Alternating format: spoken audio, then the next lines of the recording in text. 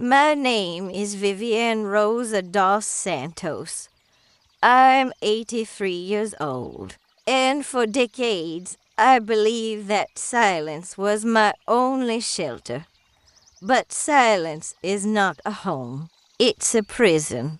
I was born in a small rural town in the heart of the United States, where neighbors knew each other's lives better than their own, where women were raised to serve, to endure, to lower their heads and smile even while bleeding inside.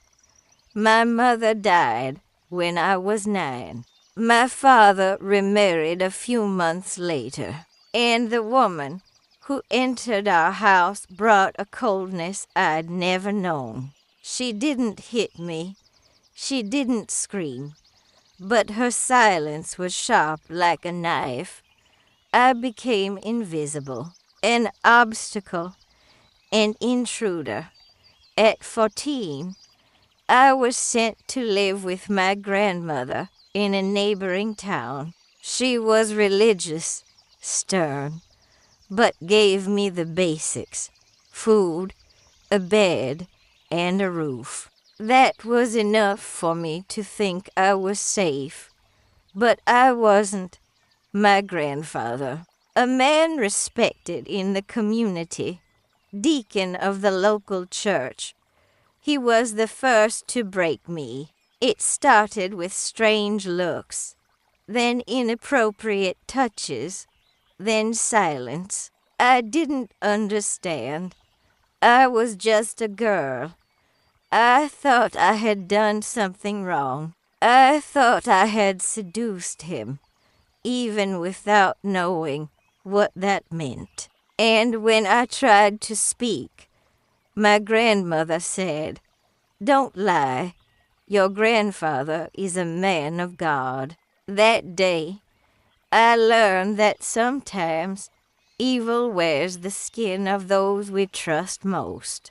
I was 15 the first time I thought about ending my life, but I didn't do it. Not out of strength, but out of fear, because hell, for me, was already real, and I didn't want to know what was beyond. At 17, I ran away. I worked as a housemaid. I slept in corners.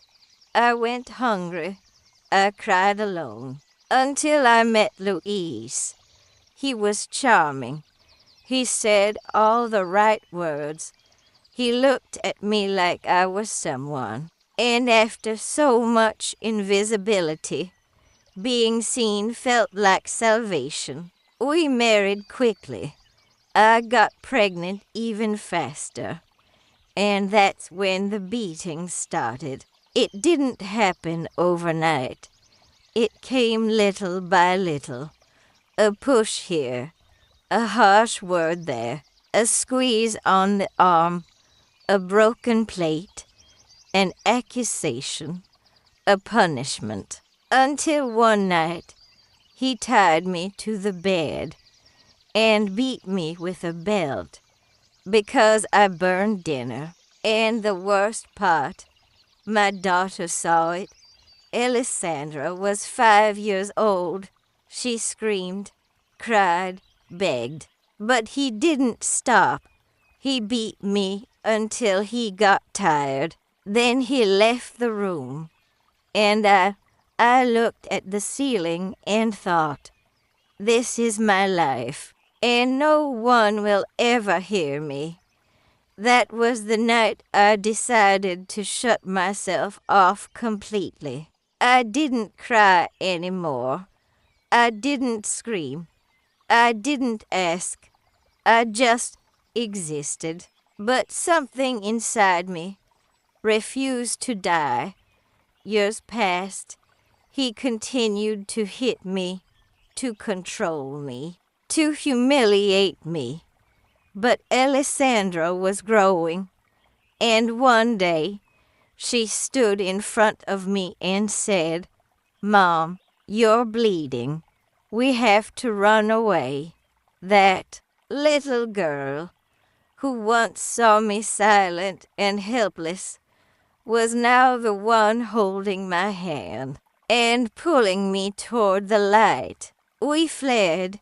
We found shelter in a women's refuge, a place with peeling walls, shared beds, but a lot of dignity.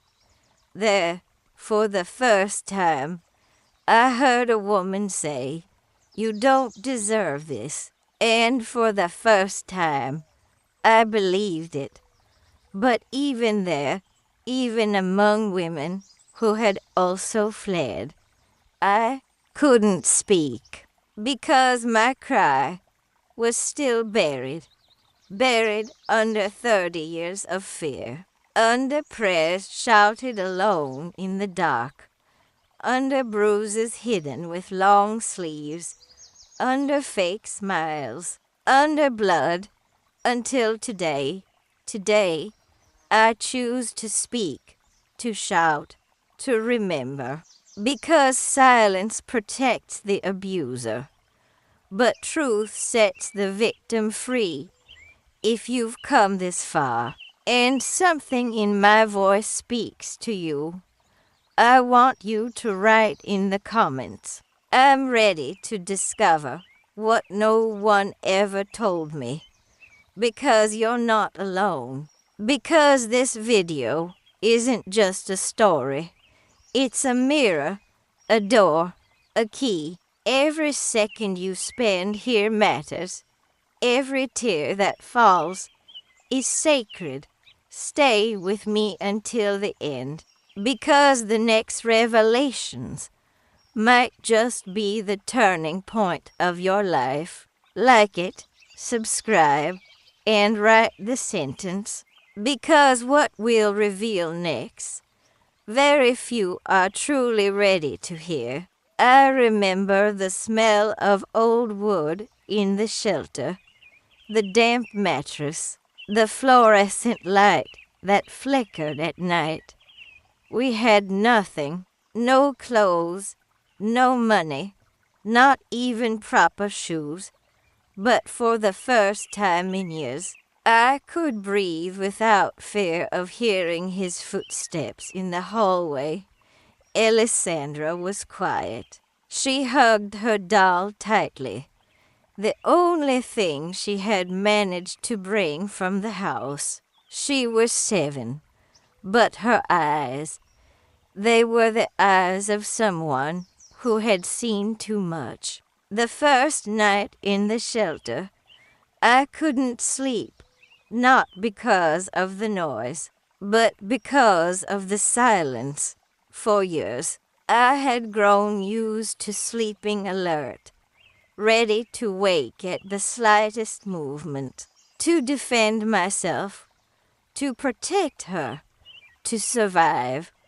But there, no one was coming to hit me. No one was going to call me names or blame me for their failures. Still, the guilt was there, gnawing at my ribs like an animal. What kind of mother lets her daughter grow up in a house like that?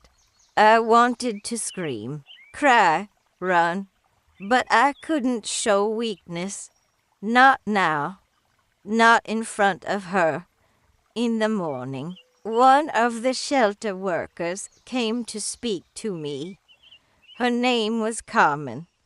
She had kind eyes. She offered me a cup of coffee and asked, "Viviane, would you like to talk?" I said no. My voice was cold, distant, not because I didn't want to talk, but because I didn't even know where to begin. That afternoon, I sat with Alessandra in the courtyard. She was drawing on a scrap of paper, a house, a woman, and a little girl. I asked her who they were. She said, "It's us, Mom, in a place where no one screams. I felt a knot in my throat. I bit my lip to stop the tears. That child, my daughter, had dreamed of silence, not as a punishment, but as a gift. She didn't want toys, or candy, or cartoons. She wanted peace. And it was in that moment that I realized she had saved me. She was the one who saw the blood, the one who said, "We need to run," the one who packed her doll and put her little shoes on me while I trembled in the corner, the one who opened the front door and said, "Let's go, Mom. I'll protect you." And she did. She protected me, even when I had forgotten how to protect myself. I never told her this. Maybe one day I will, but that afternoon, watching her draw our future on a piece of paper, I knew I couldn't go back. I had to rebuild myself, not just for me, but for her. We stayed in the shelter for almost 6 months. Carmen became a friend, a sister, a guardian angel. She helped me find therapy, legal aid, a job cleaning houses.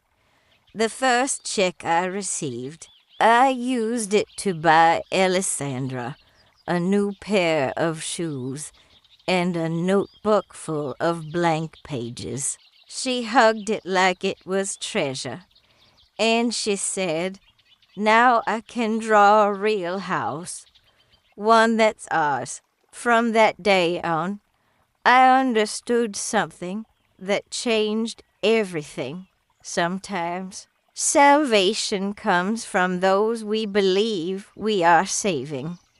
And if you're watching this and you're a mother or a daughter or someone who carries guilt, pain, or silence, I want you to know you are not alone. There's still time to rewrite your story. Leave a comment below saying, "My past doesn't define my future." Like this video. Subscribe to the channel, because the next part of my story reveals something even I wasn't ready to face. And maybe, just maybe, it will help you find your voice again. The first time I thought about dying, I was 15, but the seed had been planted long before. It wasn't a sudden thought. It was a slow construction, layer upon layer of humiliation, shame, neglect, and silence. When I lived with my grandmother and grandfather in that old house at the edge of the cornfields, the nights were darker than anywhere I've ever known. There were no street lights, only the sounds of crickets and the heavy ticking of the clock on the hallway wall. And his steps. He had a habit of walking barefoot, even in the cold. So I could always hear the rhythm of his presence. Step a step, a pause, door creak. At first, I thought it was normal. I was a child. I didn't know what wasn't supposed to happen. But then came the night I couldn't forget. The night he sat on the edge of my bed. The night his breath touched my neck and I froze. I was 13, and I never felt safe again. I tried to tell my grandmother. I really did. But she just looked at me and said, "Your imagination will ruin this family. Don't ever repeat such things.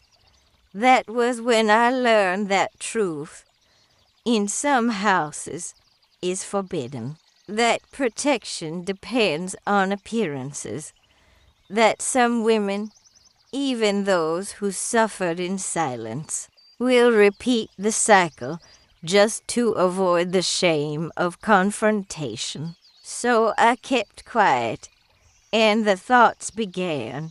At first, they were subtle. I'd look out the window at the old oak tree and wonder how long it would take for a branch to fall and crush me in my sleep. I'd walk near the river and feel a strange pull, not curiosity, but something darker, something that whispered, at least underwater, "It's quiet." I wasn't sad all the time. That's what makes it harder to explain. I laughed, I cooked. I helped clean the church with my grandmother. I read the Bible every night.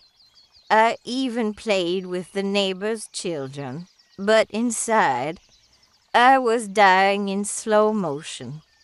Then came the worst Sunday of my life. It was after service. We were in the community hall. People were drinking coffee and eating pound cake. My grandfather was laughing with the pastor, and one of the elders, a man I barely knew, looked at me and said, "You've grown into a beautiful young woman, just like your grandfather says." My heart dropped. I don't remember much after that, only that I locked myself in the bathroom, sat on the cold tile floor, and rocked back and forth for what felt like hours. That night, I took a knife from the kitchen drawer. I didn't cut myself. I just held it close to my chest, feeling its weight, its coldness, wondering how something so still could hold so much power. But then I heard her voice. My grandmother. She wasn't calling me. She was just humming a hymn as she stirred soup in the kitchen. And something in that simple sound pulled me back. Maybe it was a memory. Maybe a warning. Maybe God. I don't know. But I put the knife down, and I made myself a promise. You'll get out of here.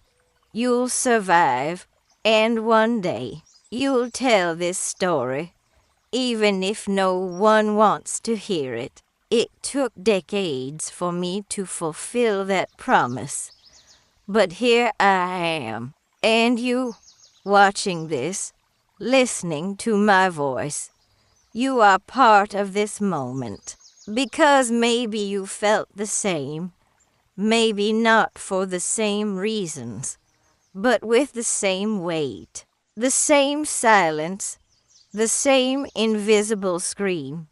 If that's true, I want you to write in the comments, "I'm still here," and that means something, like this video. Not because it's easy to hear, but because it's necessary. Subscribe so you don't miss what comes next, because in the next part of my story, I'll reveal something I never told anyone, not even my daughter. And it might be what helps you understand your own silence. His name was Luis. He had a crooked smile, a confident walk, and eyes that knew how to read what you were missing. And me, I was 17, alone, wounded, drifting. He appeared like a savior. I was cleaning the porch of the house I worked in when he stopped in front of the gate and asked, Is this where the new girl lives? He wasn't looking for anyone. He was looking for something, and he found it in my hunger for attention. He began visiting, bringing small things, bread, sweets, compliments. He listened when I spoke. He laughed at my stories, the same stories others ignored. He made me feel seen. That's the most dangerous kind of man, Allison. Not the one who hits first, but the one who watches your wounds and then uses them to control you. Within 3 months, we were married, not because of love, but because I thought I owed him salvation, and because no one had ever taught me that love doesn't come from debt. At first, it was wonderful. He was gentle, attentive, protective, too protective. He wanted to know where I went, what I wore, who I spoke to. He said it was because he loved me too much, that the world was dangerous, that I needed to understand that a woman's value was in her home. I believed it.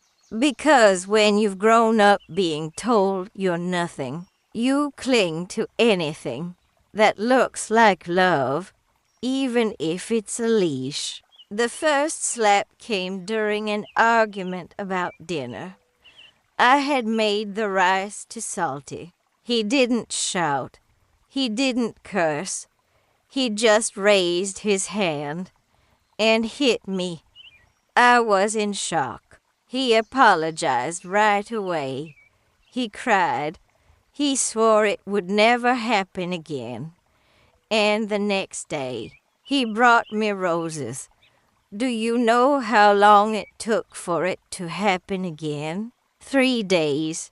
This time, it wasn't about dinner. It was because I answered the phone without asking who it was first.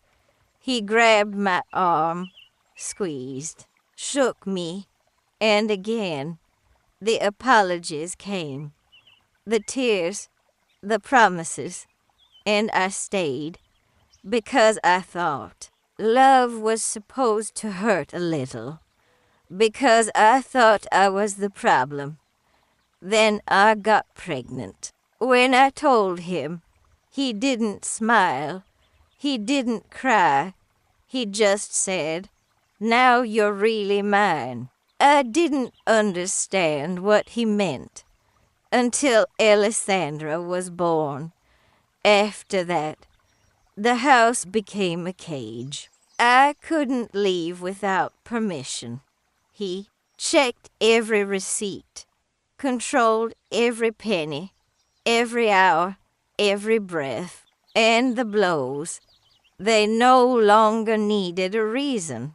Once, he beat me because the baby wouldn't stop crying. Another time, because I left the curtain half open. But the worst night was when he tied me to the bed because I had burned dinner, and my daughter saw it all. She stood in the doorway, 5 years old, holding her doll, screaming for him to stop, and he didn't. He hit me until my body went limp, until I stopped begging, until I became nothing but silence. And when it was over, he walked past her without saying a word, and I looked at her, at that tiny, terrified girl, and I swore she will not grow up believing this is love. That night changed everything. Not because I left. I didn't have the strength yet, but because a fire started inside me, a fire that would take years to become courage. but it was already burning. And maybe it's burning inside you too. If this part of my story hit something in your chest, write in the comments. Love is not supposed to hurt. Like this video. Subscribe to the channel. Because in the next chapter, you'll see how I finally found the strength to escape, and how my daughter became my guardian angel.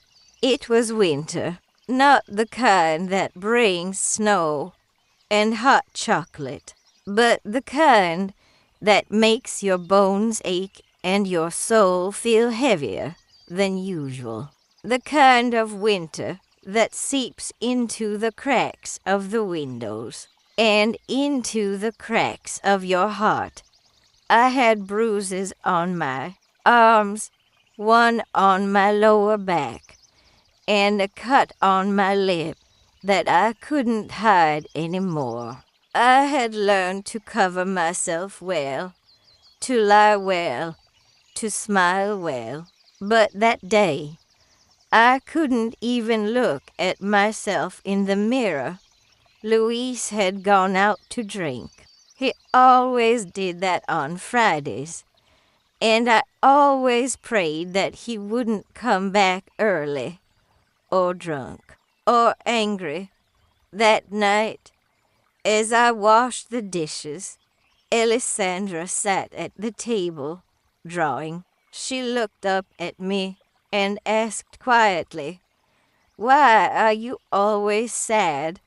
"Mom," I didn't answer. My voice wouldn't come out, but my eyes betrayed me. She walked over and hugged me around the waist, and then she said, "Let's leave.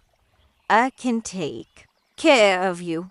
She was only six, but she had already seen too much, heard too much, felt too much, and her words didn't sound childish. They sounded like a promise.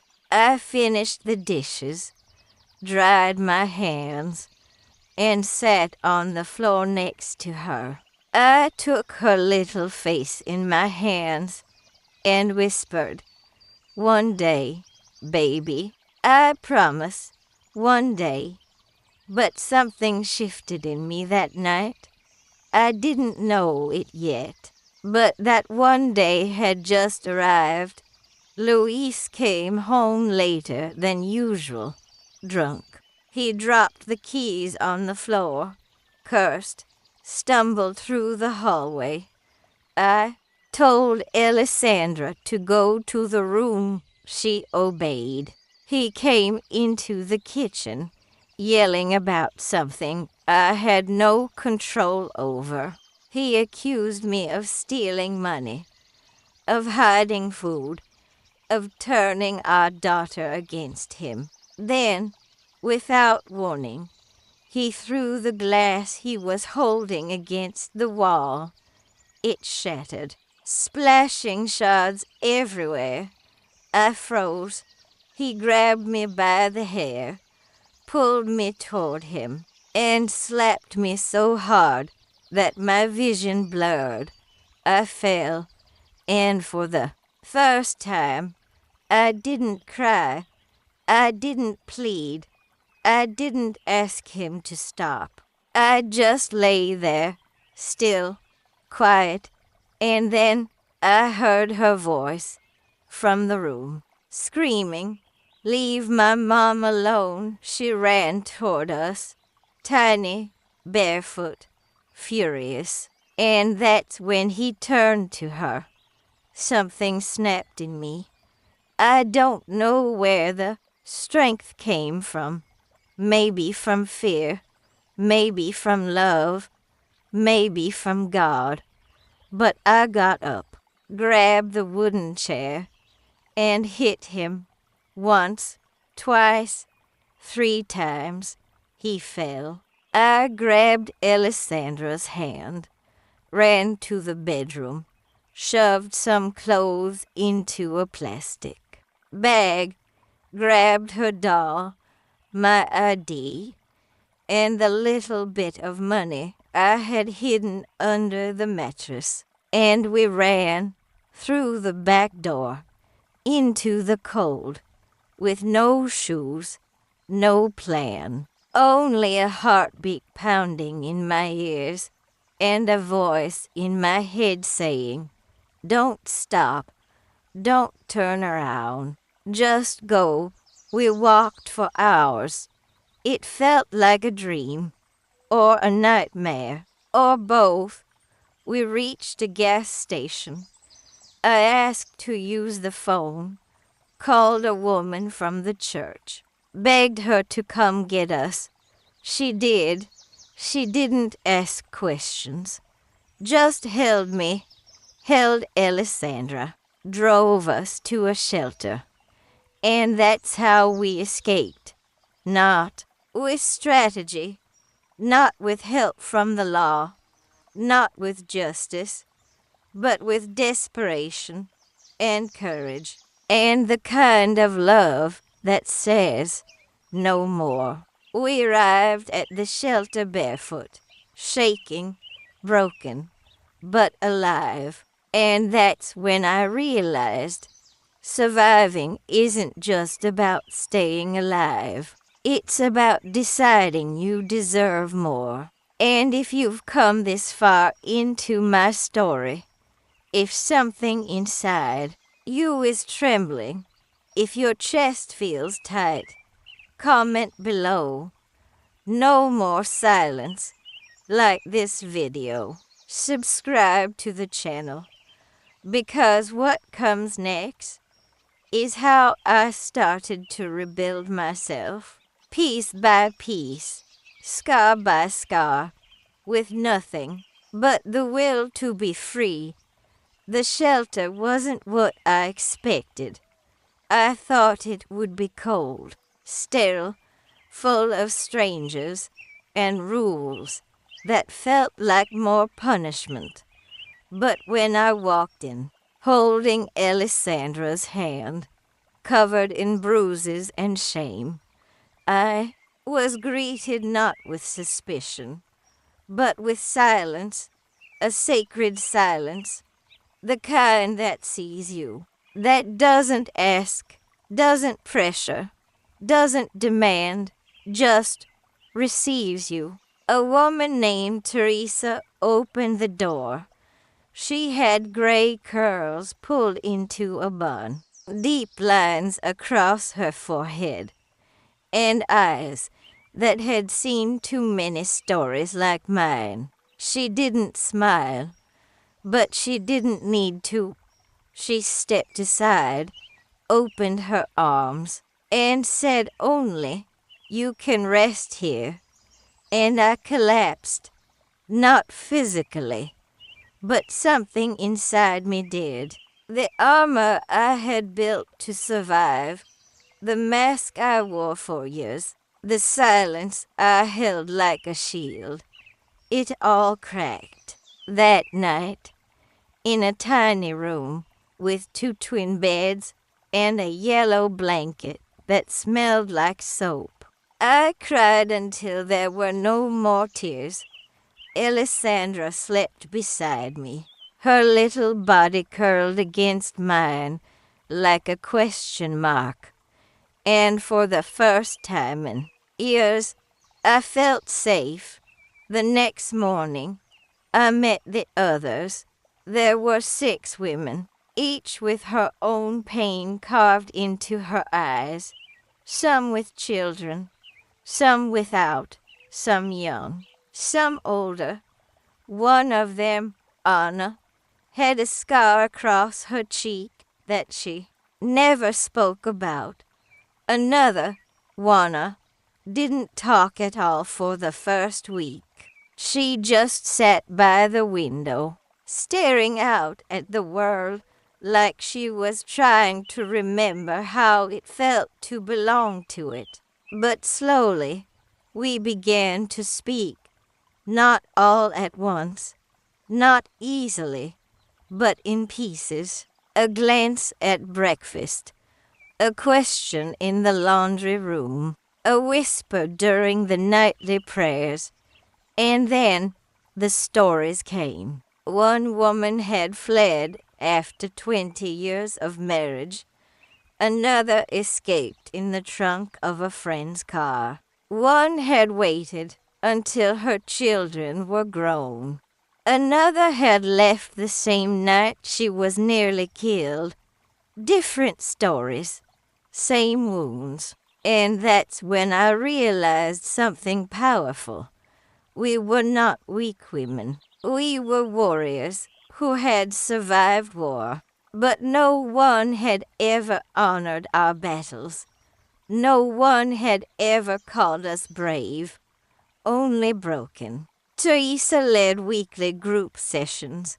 Not therapy, exactly, just space, a circle, a candle, a question. And slowly, painfully, we began to stitch ourselves together through one another's words. I spoke about my grandfather, the nights I used to count the steps, the fear that still lived in my bones. I spoke about Louise, the doll in my daughter's arms, the blood on the sheets, the silence in my mouth. And I didn't cry, not out of strength, but because the other women were crying for me. That's what healing looks like sometimes. Not a miracle, not a cure, but a shared sorrow that slowly becomes a shared strength. Alessandra played with the other children. She laughed more. She slept better. She began to draw again. One day she drew our house. Not the old one, but a new one with a garden and a dog and a son with a smiling face. She showed it to me and said, "This is where we're going next, Mom." And I believed her. I didn't have a job. I didn't have a plan. But I had my daughter's vision. And I had 6 women who had once believed they'd never smile again, but who now laughed over breakfast and taught each other how to live. The shelter became a home, and then it became a launching pad, because one day Teresa looked at me and said, "You're ready." And I believed her too. But before I left, I wrote something on the wall of the common room, a sentence that had echoed in my heart since the first night I arrived. We don't escape because we're weak. We escape because we know we deserve more. If you made it through this part of the story, if something inside you is still aching, comment below. I deserve more. Like the video. Share it. Because maybe another woman needs to read those words. Maybe you are her Teresa. Maybe this story is her shelter. Subscribe to the channel. Because in the next chapter, I'll tell you how I found my voice and how I used it to set others free. I used to sing before the bruises, before the silences, before I even knew what pain could mean. I sang. My mother said I had the voice of a bird. The neighbors asked me to sing during the holidays. At church, they made me stand in the front because they said my voice touched heaven. And maybe it did, because when I sang, it was the only time I didn't feel small, didn't feel invisible, didn't feel like just a girl with a past, written in shadows. Then the music stopped. I don't remember the exact day my voice left me. Maybe it was after the first time my grandfather touched me.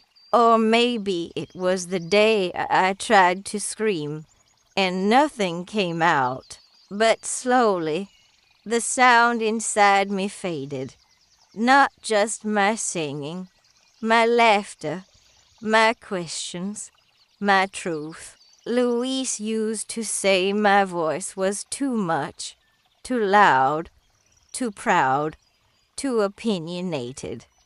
So I silenced it. Every time he looked at me with those eyes, the ones that didn't see me, but studied how to dismantle me, I lowered my voice. Every time I disagreed, and he clenched his jaw, I swallowed my words. Every time I wanted to cry but feared the consequence, I learned to smile. Silence became my language, and the world forgot I ever sang. But one morning at the shelter, something happened. It was just after breakfast. The children were playing. The women were folding clothes. Someone had left the radio on. A song came on, one I hadn't heard in decades. A hymn, soft, simple, holy, and without thinking, I hummed. It wasn't a performance. It wasn't planned. It was a breath, a memory, a fragment of something I thought I had buried. Teresa looked at me. She didn't say anything, but her eyes filled with tears. That day, she gave me a journal. Inside it, she had written, "When you're ready to speak again, let your pen be your voice." I stared at the empty pages, terrified, not of writing, but of what might come out. I waited days, then weeks, until one night, with the lights off and my daughter asleep beside me, I opened to the first page and wrote, "My name is Vivian. I am 43 years old, and this is the first time I'm telling the truth." The words poured out, uncontrolled, messy, raw. I wrote about the abuse, about the men, about the fear, but also about the singing, about the girl I used to be, about the sound that lived inside me long before anyone tried to silence it. I wrote every night, pages and pages, until my wrist ached and my soul began to breathe again. And one day, during group session, Teresa asked me, "Would you be willing to share your story?" I froze. My voice trembled. My hands sweat. But I nodded. That afternoon, in a circle of 6 women who had become my sisters, I read from my journal, and as I spoke, my voice came back, not perfect, not polished, but mine. I stuttered, I cried, I shook, but I spoke, and when I finished, there was silence, not the kind that judges, but the kind that holds. Then Anna said, "Thank you. Now I know I'm not alone." And I knew, in that moment, my voice was never just mine. It was a bridge, a mirror, a lifeline. That week, I volunteered to lead the next session. Then I helped organize a writing workshop. Then I stood in front of a room full of women I didn't know, and I told them my story. Each time I spoke, A little piece of my fear died, and a little piece of my power returned. Today, I sing again. Not like before, but louder, stronger, wiser. Because when they tried to steal my voice, they didn't realize it would return with an army of echoes.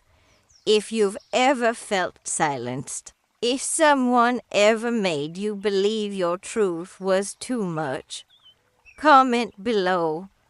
My voice is sacred. Like this video. Subscribe to the channel, because in the next chapter, I'll tell you how I began to fight for women like me, and how our voices became impossible to ignore. You never expect your army to be made of broken women. You imagine soldiers, strong, loud, fearless, not women with trembling hands, healing wounds, and eyes that flinch at sudden sounds. But that's the thing. Real warriors don't look like they walked out of a movie. They look like us, like Anna, with the scar that runs from her lip to her ear, like Juana, who once shook so violently when she heard footsteps behind her that she collapsed. Like me, we didn't wear armor. We wore memories. We didn't carry weapons. We carried journals, stories, and each other. After I found my voice again, something shifted in the shelter. The stories became louder.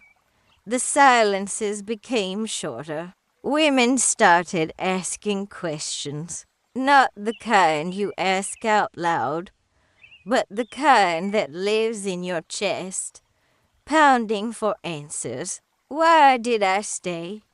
Why did they believe him? Why do I still miss him? Will I ever be whole again? And together, we searched for those answers. Not in books, not from experts, but in the raw, lived experience of one another. We started holding our own sessions, late at night, after the lights were out and the children were asleep. We lit candles, sat in a circle, and told truths so heavy they cracked the air open. One night, Marisol shared something she had never told anyone. I thought I deserved it, she whispered, because my father used to say I was born broken. We didn't interrupt her, didn't try to fix her. We just listened. When she finished, we stood and hugged her all at once. And that's when it happened. She smiled. It was small, crooked, shy, but it was the first time any of us had seen her do it. We realized something that night. Healing doesn't happen alone. It happens in communion. So we began to build, not just ourselves, but something bigger. We created a board of stories, a long wooden plank on the hallway wall, where each woman pinned something, a quote, a photo, a piece of fabric, a drawing. We called it El Muro de la Libertad, the Wall of Freedom. We organized cleaning days, cooking nights, art afternoons.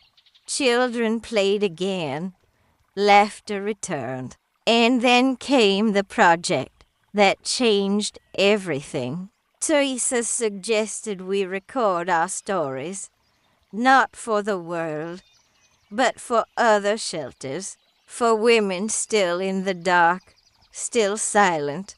At first, we hesitated. Some were ashamed, some were scared, But slowly, one by one, we said yes. We sat in front of an old camera, looked into the lens, and spoke. No makeup, no script, just truth. I told my story first. Alessandra sat on my lap. I said her name out loud for the first time in a recording. I said my name. My name is Vivian Rosa dos Santos. I was born in a small town in the southern U.S. I am 43 years old. I am a survivor of childhood abuse, domestic violence, and silence. But today, I am free. When I finished, I felt like I had just unclenched a fist I had been holding for 30 years. The videos were edited simply, no music, no effects, just voices. We sent them to shelters across the country, and the letters started coming from women who said things like, I saw myself in you. I thought I was alone. You gave me permission to begin. We cried together the day the 100th letter arrived. We weren't just surviving anymore. We were building something. A movement, a rebellion, a soft, quiet, powerful rebellion of voices that refused to be silenced ever again. One night, as we sat in the courtyard under the stars, Teresa said something I'll never forget. You think your story is a scar, but it's a map. Someone else will use it to find their way out. And I knew she was right. Because we were not just survivors. We were leaders, mothers, mentors, sisters. And every time one of us stood up, another woman somewhere in the world found the strength to do the same. So if you've made it this far in the video, if your heart is racing, if your hands are shaking, comment below. I am part of the army. Like this video. Subscribe to the channel. Because in the next chapter, I'll tell you what happened the day I walked out of the shelter doors into the unknown and started a life on my own terms. There's no parade, no confetti, no grand trumpet that announces it. Freedom doesn't come with fireworks. It arrives in a whisper. And for me, it arrived on a cloudy Tuesday morning. The sky was gray, the kind of sky that makes you wonder if the sun forgot to show up. I was holding a small suitcase, borrowed, not mine, filled with the few clothes I owned, 2 books, and the last drawing Alessandra made in the shelter. The staff stood outside to say goodbye. Teresa hugged me, long and tight, then looked me in the eyes and said, Remember, Vivian, no one gets to define your future, but you. I nodded, but my legs trembled. Alessandra held my hand. She was 7 now, but somehow I felt she had grown years in those past few months. We walked down the sidewalk, heading toward the small apartment a women's organization had helped us rent. It wasn't much, just 2 rooms and a kitchenette, but it was ours. When we arrived, the door creaked. The paint peeled on the windowsill. There were no curtains, no furniture, just silence, and still, It felt like victory. I put our suitcase on the floor and looked around. There were no bruises on the walls, no rage in the corners, no fear hiding behind the furniture. It was empty, but it was safe. I sat on the floor and cried, not because I was scared, not because I was lost, but because I was free, and I hadn't been free for over 3 decades. That night, we slept on a borrowed mattress. I held Alessandra tight. She asked me if we were rich now, and I smiled. We're rich in peace, I said, and peace is more precious than gold. The next morning, I made coffee in a small borrowed pot. We had bread and butter. That was it. But we ate in silence, not the silence of fear, the silence of calm. After breakfast, I opened the window. The sky was still gray, but this time I saw light trying to break through. And then I did something unexpected. I sang just one line of an old song. It cracked, it shook, but it was mine. Alessandra clapped.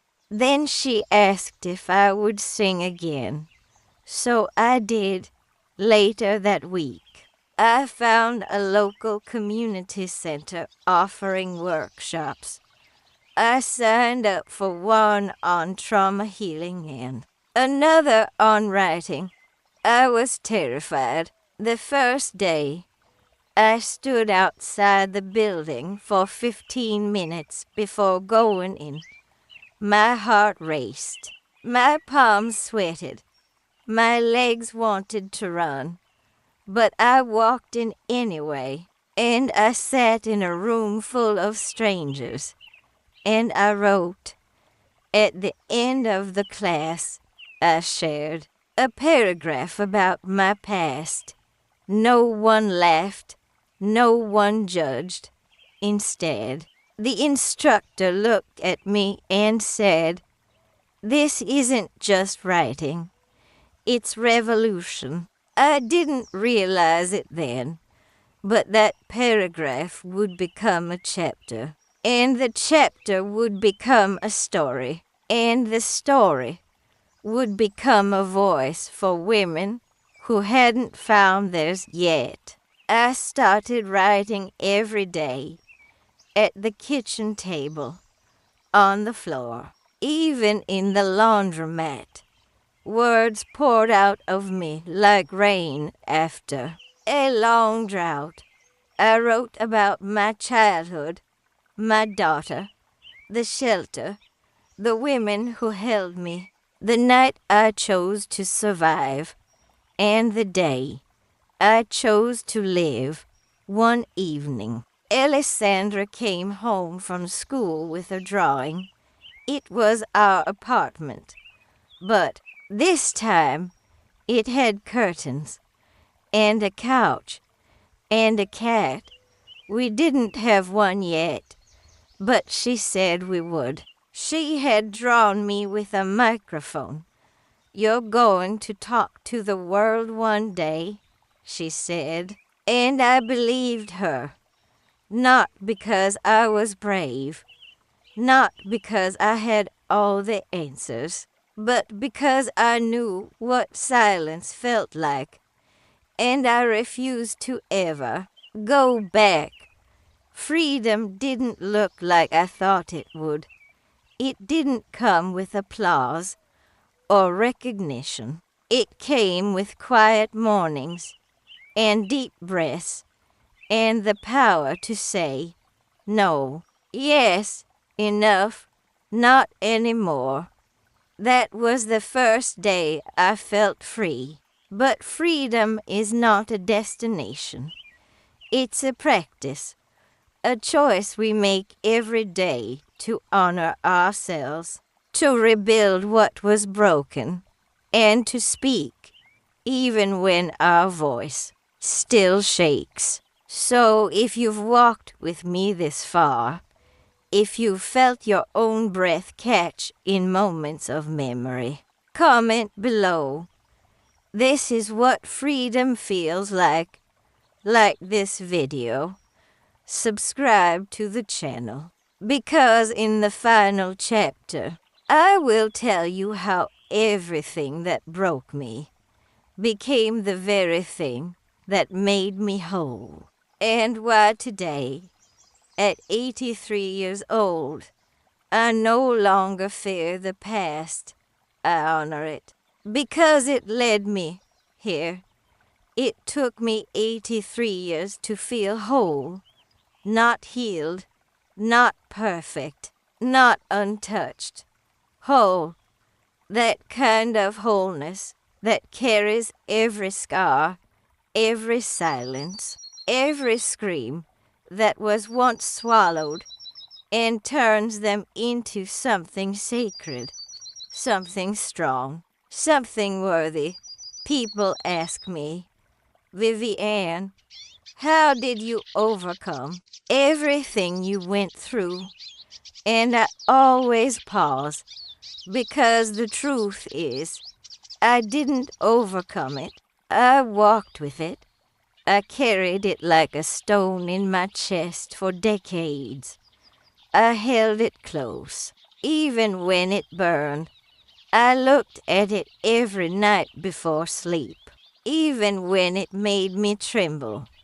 And slowly, gently, I stopped trying to forget, and I started to remember without crumbling. That was the first step. The second was forgiveness, but not the kind people talk about on TV. I didn't forgive the man who broke me. I didn't forgive the mother who looked away.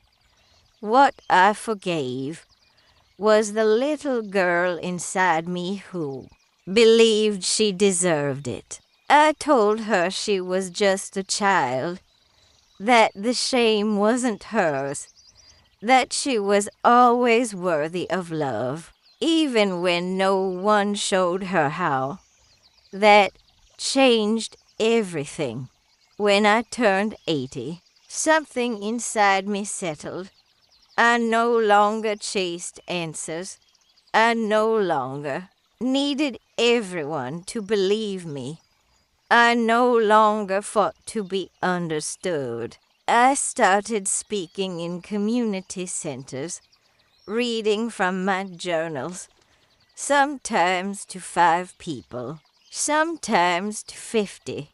One night, a woman in her 60s came up to me after I spoke. She held my hand and said, "You said what I've been trying to say for 40 years." And I realized, even if my voice only reached one person at a time, it was worth everything, because silence is contagious. But so is courage. I started hosting circles in my living room. No fancy setup, just tea, candles, and truth. We shared stories that had never been said out loud. We cried, laughed, screamed, and sat in silence together. And somewhere in those nights, I felt something I had never felt before. Belonging, not to a man, not to a religion, not to a society that had failed me so many times, but to a group of women who had walked through fire and still showed up with open hearts. Now, I wake up each morning with my cat curled beside me, my daughter's voice on the phone, and a stack of letters from women around the world on my table. I answer each one. because I remember what it felt like to scream into the void and hear nothing back. Some letters ask for advice, some just say thank you, but all of them remind me that we're not alone. We were never alone. We were just waiting for someone brave enough to say, "Me too, I survived too, and now I live." So here's what I want to leave with you. If you've come this far in the video, you are not broken. You are rising. Every bruise, every silence, every time you were told to be quiet, they didn't destroy you. They formed you into something that cannot be undone, into someone who deserves to be seen, into a soul that carries light even in its darkest corners. You made it. You're here. You're breathing. And that is a miracle. If this story touched you, if you saw yourself in my voice, if you cried or paused or just breathed deeply for a moment, comment below. I made it to the end because I believe in healing. Let the world know you are part of this circle. Let others find this video and this story and this truth. Your comment might be the reason someone else holds on tonight. And if you haven't yet subscribed to this channel, not just to watch videos, but to become part of a movement of people who no longer pretend, who tell the truth, who sit with pain and still choose love. Every like, every share, every new subscriber tells the algorithm this story matters, and I promise you, someone out there needs it more than you can imagine. Before we close, I want to give you something, just a moment. Close your eyes, take a breath, place your hand over your heart, feel it. That's you. That's life. That's survival turned into grace. Let that sink in. And don't rush to click away. Let the music at the end of this video hold you for a bit longer. Because maybe, just maybe, something powerful is being sealed inside of you right now.